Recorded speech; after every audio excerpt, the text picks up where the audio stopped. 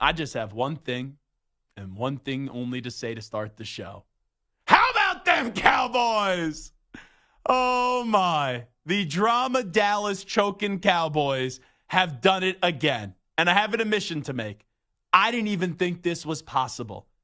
The biggest Cowboys hater that exists didn't even think that this was possible. I gave you Cowboys fans too much credit. I actually thought you'd be playing next week. I thought you have a home game in Jerry's World with being the 2 seed, getting ready for the divisional round.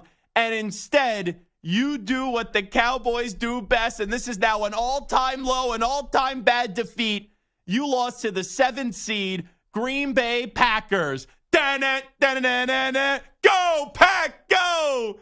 The Packers win the toss, take the ball, put the ball into the end zone, and it was panic in Jerry's World. Oh, that was wonderful. Oh, I never wanted that game to end. And what a bunch of frauds the drama Dallas choking Cowboys are. Where are all you cockroaches? Where are all you cockroach Cowboy fans that all year said, Zach, you're not giving this team any credit. Zach, this team is really damn good. Zach, this team's going to make their first NFC title game since 1995. Where are you? You're silent. You're exterminated. The cockroaches are exterminated. And it happens every year. The Cowboys are in the worst spot you could be in. You're the definition of a good team. Not a very good team, not a great team, but you're not bad. And you are stuck in just winning 11, 12 games a year. And then when the big boys come to town or you have to go on the road in the playoffs and you actually have to play someone that has a pulse, you choke. It happens every year. I don't want to hear from a Cowboys fan until you win a Super Bowl. Stop with this nonsense. Oh, this is our year. Oh, this is wonderful. It's never your year. The Cowboys have been a joke for 20, 25 years now. Mike McCarthy, you're going to get fired. Dak Prescott, you're overrated. And the best part is they're probably going to pay that guy $50 million a year on a brand new lucrative contract. And oh yeah, Micah Parsons, your great defense. Oh, this great defense of the drama Dallas choking Cowboys. Where the heck were they yesterday? You let Jordan Love look like a Hall of Fame quarterback yesterday.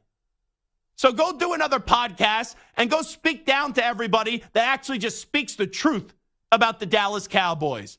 Fraudulent. Not a great football team. And in the big moments, they fold.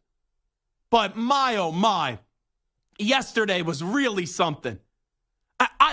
I could be the most clairvoyant person in the world, and I would never have been able to predict what we were going to see transpire on the field. That wasn't just, oh, you lose a heartbreaking game. It's 27-24. The Packers get the ball late, and they hit a go-ahead field goal to win the game. They kicked your ass.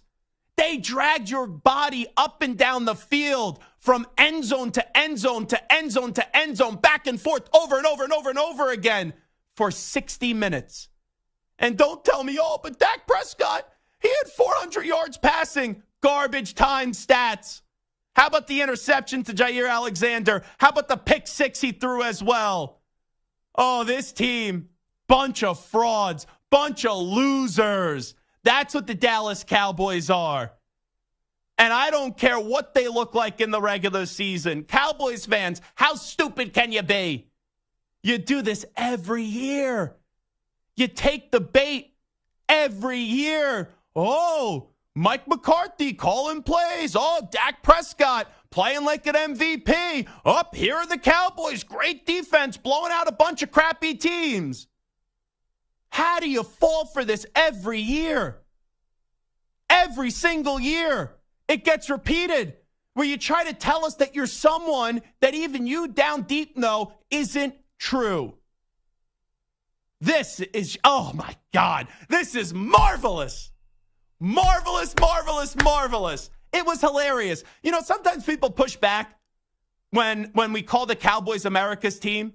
You know what? The Cowboys are America's team. Because everyone, I don't care what politics you believe in. I don't care what religion you practice. I don't care your background. Everyone gets united over hating this franchise. and seeing this franchise just choke year in and year out in the postseason. I don't hope the Cowboys ever turn into this 4 or 5 win team. I don't want to see them picking in the top 10. I hope they stay right here. I hope they stay right here in this double-digit win team spot, and they're always in contention. And in reality, we always know what will transpire with the Cowboys. Big moment, big spot, expectations, smack them right in the face. Ooh, some pressure with the Dallas Cowboys, and they choke. And it's crazy. This is coming from someone that didn't think the Packers were going to win the game. I gave the Cowboys too much credit. And the moment Matt LaFleur, Jordan Love, and the Green Bay Packers said, we want the ball after winning the toss, and they didn't defer, and they took the ball and they shoved it right down your big fat mouth, there was no chance for the Cowboys. Going into halftime, we'll tease you. We'll allow the Cowboys to get a touchdown. And people started to think, here comes the second half. We're going to have a ball game. Come on. The Cowboys don't have a comeback in them. That was a team that all the air just popped out of their balloon yesterday. And there's no more excuses. No more excuses. 2 years ago, it was bad play calling for Dak Prescott. It was a dumb decision at the end when they couldn't get the snap off. Last year, we just can't beat the 49ers. The defense was great, but you lose Tony Pollard because of the injury. What are the excuses now? Because on paper, you are a superior team up against the Green Bay Packers. Heck, we had Kenny Clark on the show back in the summer in July. He said the Packers were getting disrespected. He got dragged on social media. Everyone clowned him. You look at this Packers team, they don't have CeeDee Lamb, right? Like, look at the talent difference between the Packers to the Cowboys. And that team was confident. That team smelled a team that was afraid and was apprehensive, and they punched you in the mouth. And you know what? There was no referee there to stop the fight. There was no towel to be thrown from your corner of the pathetic drama Dallas choking Cowboys. And that Green Bay Packers team just kept on punching and punching and punching and punching over and over and over again. It got so bad. It was so ugly to watch that Cowboy fans, they had to leave in the third quarter. They were like, I couldn't watch anymore. Oh, baby. Oh, baby. I'm actually disappointed today. I wanted to see this be a slow death. I wanted to give the Packer fan a little hope.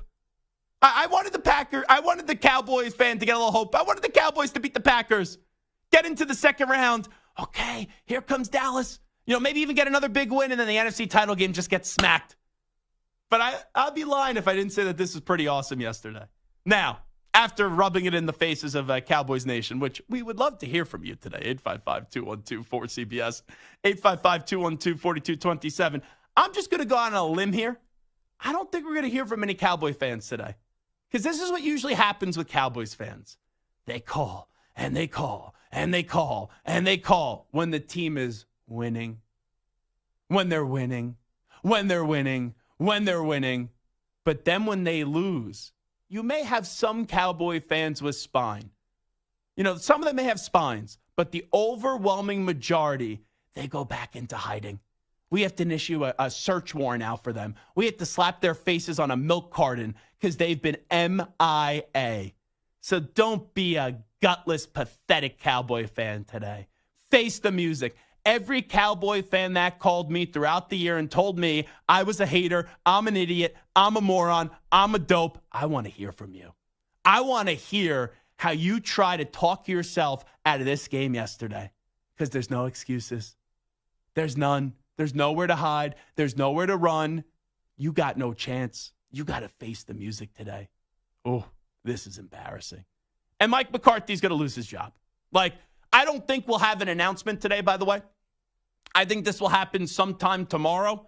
Now, Jerry Jones is never afraid to fire a coach in the middle of the playoff game. When he finally got rid of the clapper in Jason Garrett, he let him go during the Eagles game because, he wanted to kind of take a little luster and a little appeal out of the Eagles and people watching that Eagles-Seahawks game and make the Cowboys dominate the story. So I do think with you having 2 games today, Buffalo and Pittsburgh, that does kick off at 4:30, and then you do have the Buccaneers and the Eagles up. The Eagles actually do play today. Oh, maybe. Oh, are we getting a breaking news alert?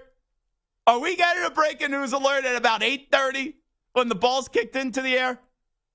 Is that when it's going to happen, Jerry?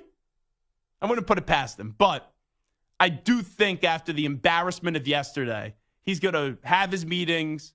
I don't even think reality has set in. And then Jerry is going to fire Mike McCarthy tomorrow. That would be my guess. And you know what? I don't see, and I've been someone that has defended Mike McCarthy. I don't think he got enough credit the last 2-3 years. Everyone was trying to fire him from the start. But when you have a loss like that yesterday, there's no recovering from that. And especially when you have the names that are available on the market with Belichick, with Harbaugh, with Vrabel, and Pete Carroll. And I would start right at the top of that list with Bill Belichick. Bill Belichick needs talent, and the Cowboys need someone that knows how to win. And I understand people could sit there, and I understand that there will be concerns about how Jerry Jones and Bill Belichick will work together.